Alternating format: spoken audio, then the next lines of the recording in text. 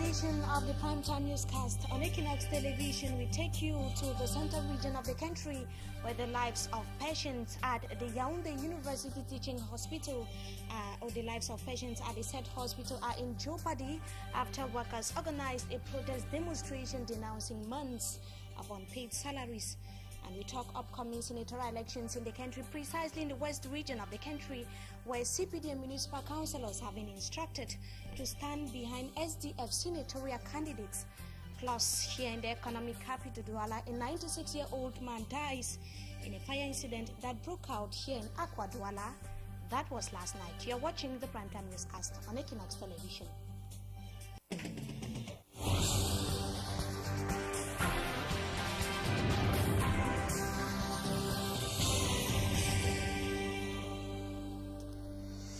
Thanks, viewers, for joining us tonight in this edition of the Primetime Newscast on Equinox Television. We begin right in the central region of the country where the personnel of the Yaoundé University Teaching Hospital are on strike, demanding the payment of several dues owed them by the management of the said hospital. And Roland Akon, a Yaoundé-based correspondent, the following report tells us that their protest action has paralyzed activities in the said hospital. His report.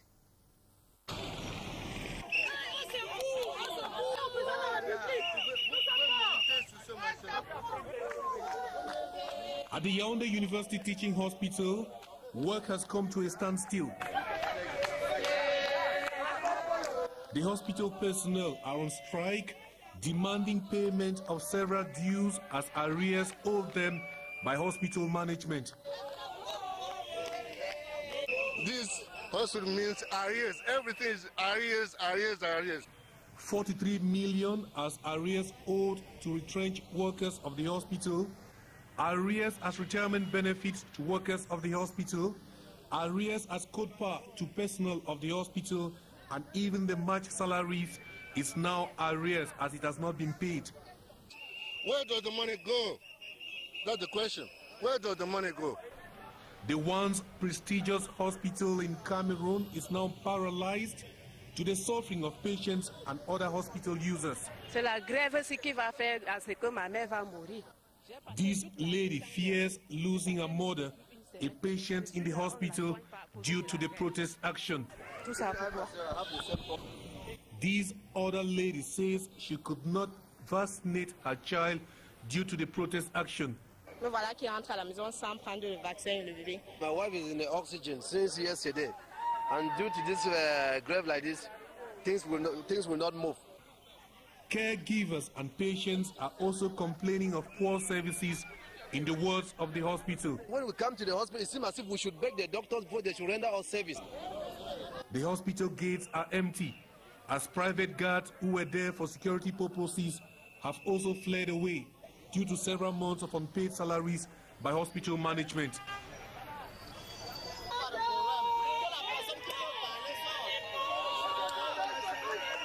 CSU personnel are calling on the head of state to seek a favorable solution to their problems, which is the immediate payment of all their arrears for them to pay their house rents, feed themselves, and improve on their lives. Lives of patients there at the said hospital at risk following the strike action of workers of the University Teaching Hospital in the central region of Cameroon. Now we take you to Bamenda, northwest region of the country, where a huge quantity of marijuana has been uprooted and burnt by officials of B and also gendarmerie officials in the northwest region of the country. The security forces stormed a locality, precisely the Bui division of the northwest region of Cameroon, where they destroyed and also set ablaze the planted marijuana in the said locality. A Bamenda-based correspondent for Kenneth tells us more in the following report. A special operation by the company commander for Bui Division and the Legion commander for the Northwest region, Colonel Lubazak, aimed at discovering and putting a stop of the farming of marijuana in the Northwest region, specifically in that locality of Jung village of Bui Division, on the over 50 hectares of land planted amidst crops like beans, to name a few, took place last Monday, the 8th of this month this year, in that locality in Bui Division. The operation saw a serious patrol by the crack team of the military up and down the farmyard of Drang village to see, take stock and react about what has been going on in that locality. No time to waste with quick actions by the gendarmerie officers. The elements of the bees and the police officers embarked on the uprooting of the planted marijuana plants, followed by the burning of the plants. About its repercussion and steps taken to redress the farming, purchase and sales of marijuana, Colonel Luba Zak, the Legion Commander for the Northwest, explains. Since marijuana is forbidden by the law, we are engaged to make an effort to make that cultivation cease here. Since cultivation of marijuana make a lot of damage into the population. Accident, high robbers used to take marijuana before going to act. So we are engaged, we are determined to make an effort to invite population to understand that cultivation of marijuana is forbidden by the law. I want to note to those encouraging the farmers like the Bayam Salams who are caught time and again transacting the products to other parts of the country and neighboring Nigeria. We remain in Bamenda Northwest region of Cameroon to add that the Bamenda-Mbengui Highway has been given a new facelift following ongoing construction works on the road. Questions have, however, been raised on the quality of material used. And Afon Kenneth once again reports that the state of some roads in the Mbengui locality in the Northwest region of Cameroon remain preoccupying. His report. The nightmares of the people traveling from Bamenda to Mbengui and Mbengui to Bamenda shall soon be a story of the past. Why?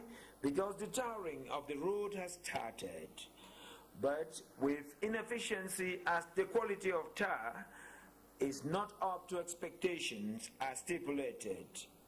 A situation that can best be explained by the mayor of Mbengui Council. I want to thank the government first for thinking that after so many years, Mbengui being one of the first divisions in the Northwest region, is the last to have tar road to its divisional headquarters. But nonetheless, the road is passable now, but the quality of tar is that which is too bad.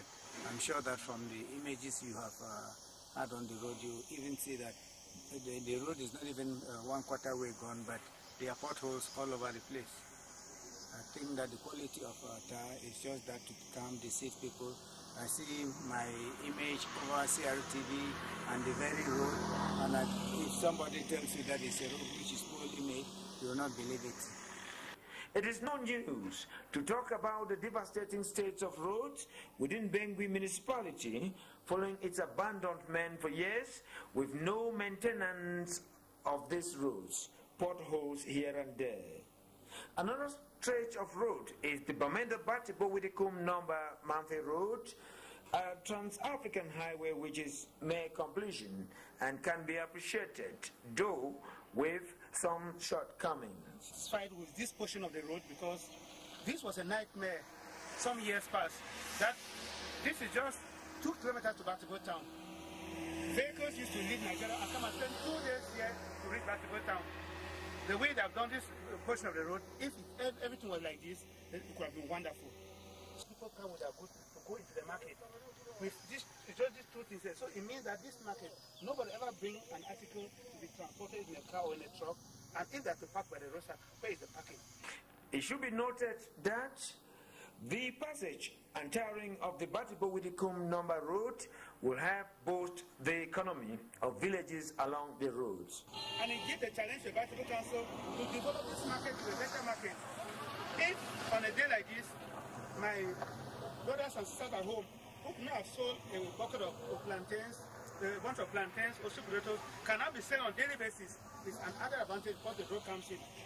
On behalf of the crew on board who made these stories a success, Phone Kenneth is my name, reporting from Guzang in Batibo.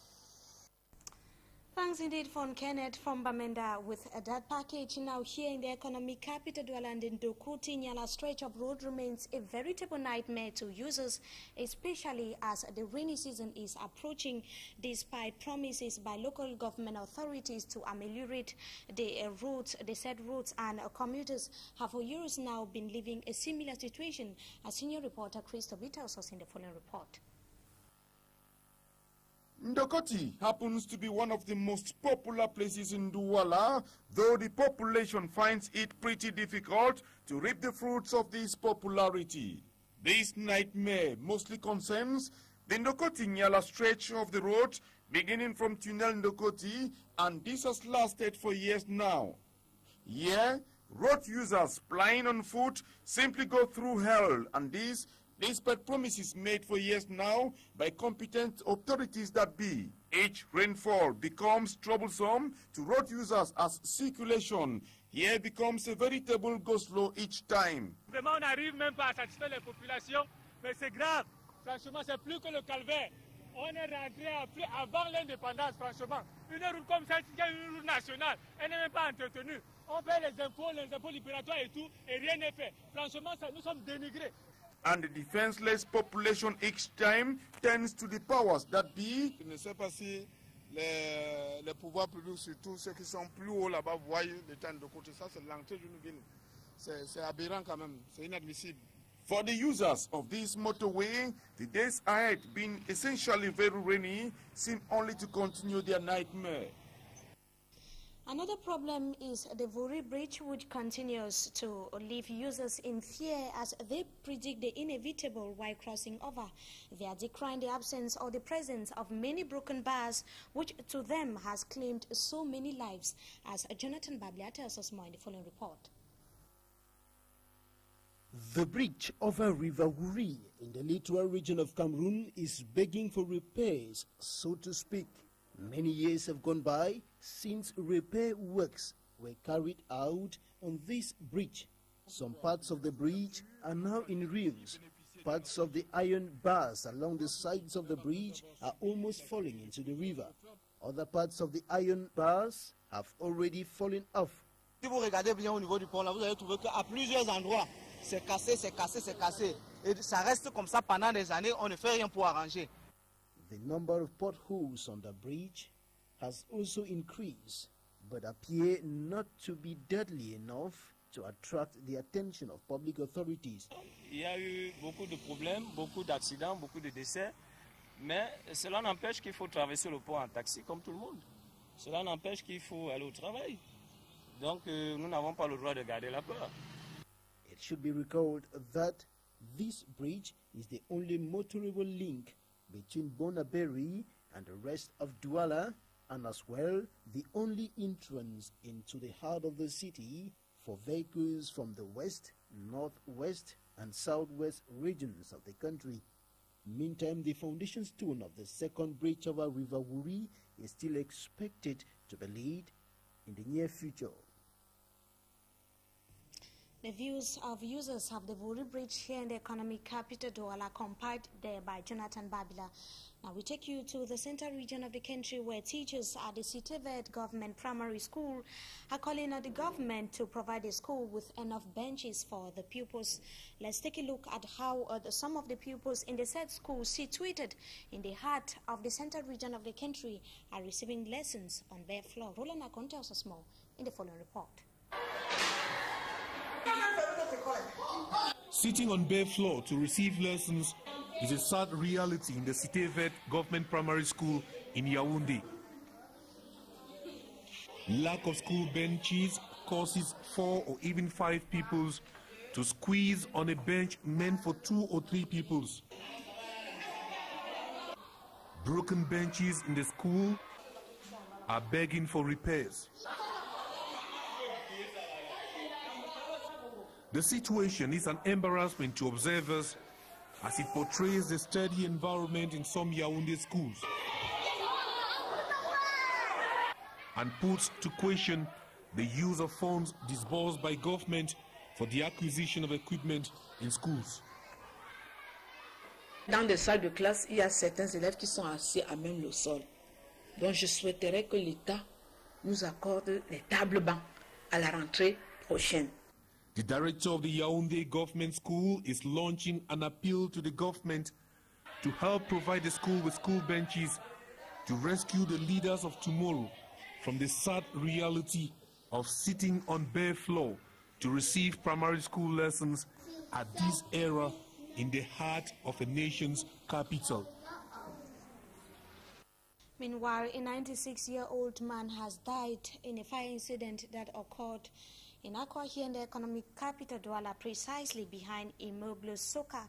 The cause of the incident, which remains unknown, unfolded last night during or reducing the entire content of at least 6 houses into ashes. We hear the incident was provoked following the sudden return of electricity after hours of blackout in the area. The situation has left family members of the deceased inconsolable.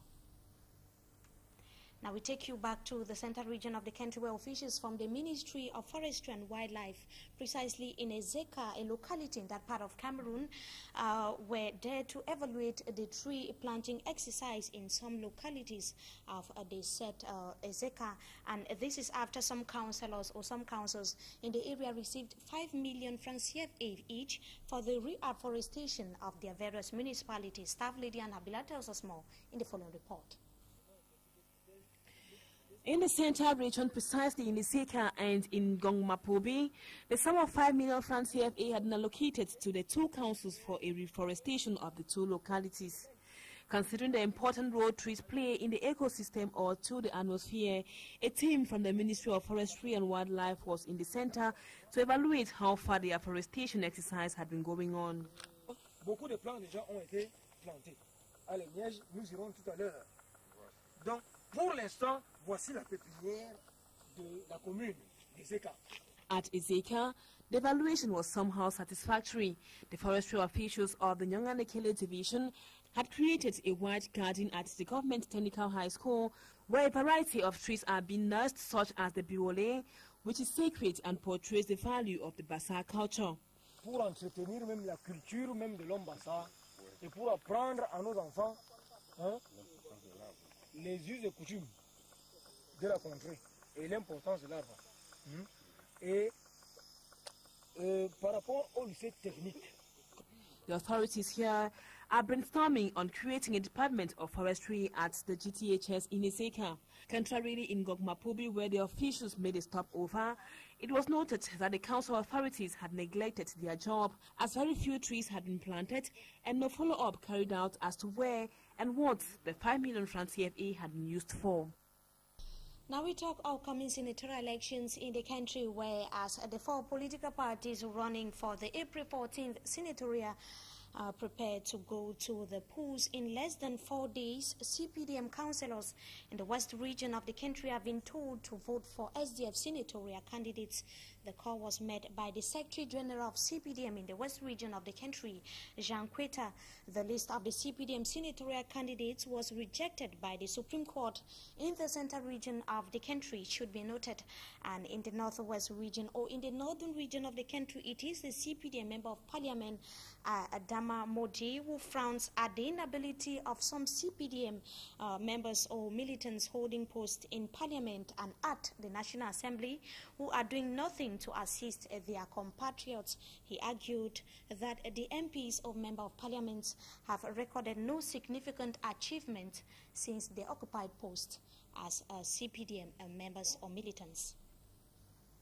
And on that note, we talk at the 39 or 38 annual assembly of bishops or Catholic bishops in the country, which is currently or which started today in the central region of Cameroon, where homosexuality and bioethics continues to threaten the smooth functioning of churches in Cameroon today. These and other religious-related issues are top on the agenda as Catholic bishops began converging today on the central region of the country on the sidelines of the 38th annual conference or assembly that started today in Yaoundé. And our Yaoundé-based correspondent Roland Akon has the details of the report.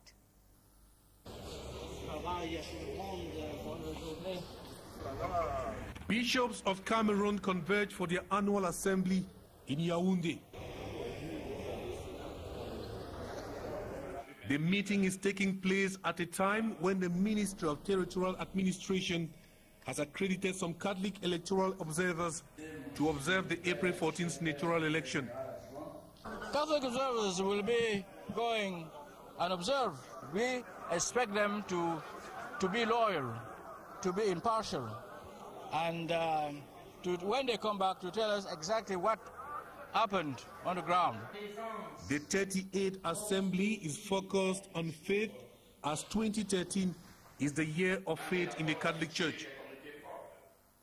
We will be reflecting on the year of faith, the richness of our faith, and the problems facing our faith today, how we are living our faith here in Cameroon today, what are the problems we are facing, and we have to find a way to solve these problems, to meet these problems.